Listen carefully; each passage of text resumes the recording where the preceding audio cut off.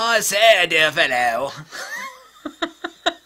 Since this is a video about LEICA users, I thought I would dress like a LEICA user. Nouveau retro douche. How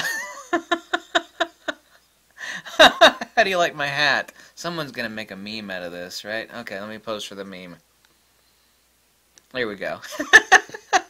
These are a few true stories, absolutely true, of LEICA users. Yeah. Okay, so this is some pretty funny stuff. Now, two of these have been witnessed to myself. The other two come from, hold on, let me tamp my tobacco down really good. The other two come from a lifelong acquaintance. Okay. Here's one. There was a new LEICA camera. It came out in black and silver, and the person purchased a black LEICA camera.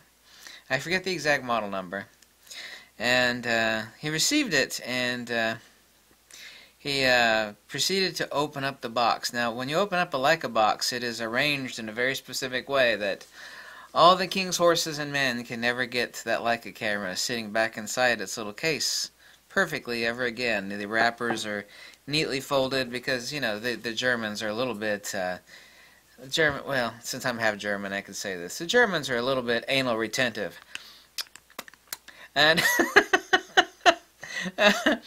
after looking upon his yeah, it was a black LEICA camera he got, right? Yeah. Upon looking at the black LEICA camera, he told the patron, the owner of the camera store, you know, that he would like to have the silver one instead. And oh no! So the owner called up the boss man who places all the orders and whatnot, and he said, you know, the customer doesn't like the black one. He'd like to order. Now, this is a really expensive LEICA camera. He'd like to order the silver one instead. And the boss man said, oh, well, it's really good that he didn't open that one up.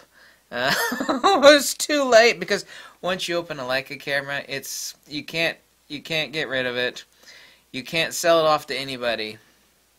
Even if it had only been touched for like 2 seconds, it's impossible to get it back in its case again.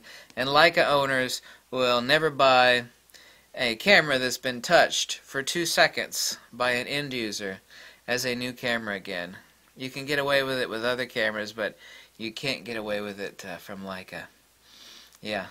Here's another story. This one's really interesting and absolutely true. A guy bought tons and tons of LEICA cameras. He turned out to be one of the top collectors of LEICA cameras. And he was a doctor, you know, had lots of money. And he would never open the boxes of his lenses or his LEICA cameras. He would sit them inside glass shelves, inside wooden cases that were humidity controlled. And then one day he wanted to actually buy a beat-up LEICA. And the customer was asked, you know, why do you want one of those? You always order it. Well, he wanted one to actually use. You see, all those many, well over 200 LEICA cameras and hundreds of LEICA lenses had never been opened. And he wanted to actually have one to physically touch and use. Yeah. So when he finally acquired his used and scratched up LEICA camera, oh what a joy, even though he himself had many hundreds and hundreds of lenses and LEICA cameras, 100% brand new in the box, unopened, untouched. He didn't know how to use it, and so he proceeded to ask a lot of really slightly obvious questions, kind of like, you know, what is ISO, what is, oh god, it's pretty good. Oh, you can't make stuff up like that. There's another LEICA user. Now, I'm not making fun of LEICA users. I'm not referring to them as LEICA lickers, which is a neat little thing that I came up with. Yeah, LEICA lickers. Person wanted to be the first person to touch the LEICA box when it actually arrived off the truck. And that's all well, didn't want anybody to touch it. You know, when the big case came open, he wanted to be the first person to touch it. But he took his obsession too far, and he not only wanted to be the first person to touch the box at the end point where it was delivered into his particular city, but he wanted to travel to a far distant city where it first arrived, and be the first one to touch it there, and not let anybody else touch the box, lest their fingerprints land on the box and leave a permanent impression.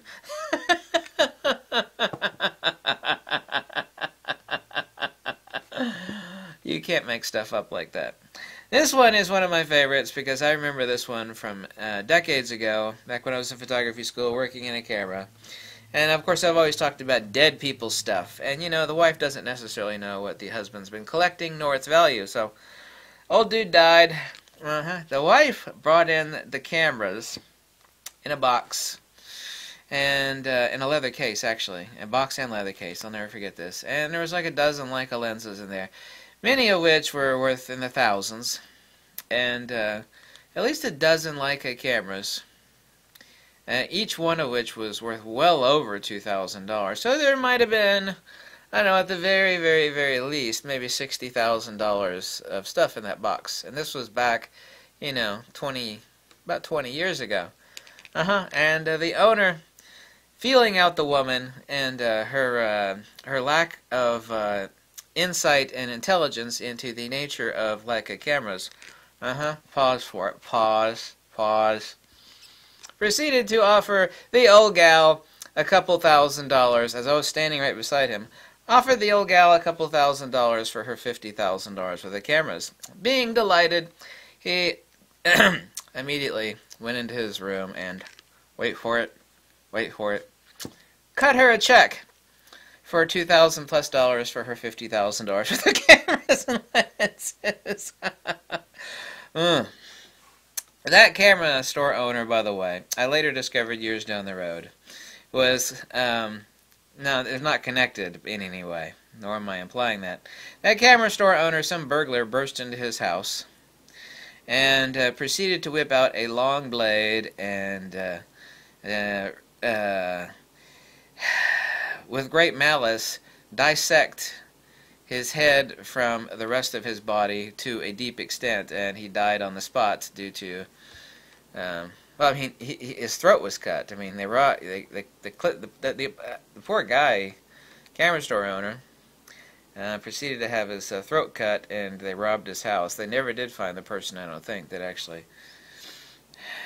I'll never forget that.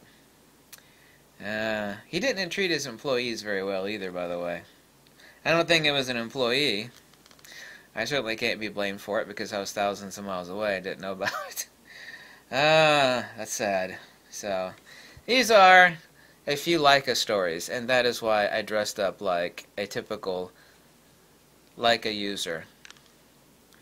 And by the way, if you don't have a sense of humor and you think this is very, very unfunny or something else, I suggest you purchase a sense of humor. These stories are real, but yeah, just grow a sense of humor. Just a little bit of sense of humor. This is how a Leica user dresses, isn't it? It has to be. Fireplace, pipe, top hat. I think the only thing I might be missing is actually a bow tie. Oh, I know what I forgot. I don't have one. I forgot a bow tie.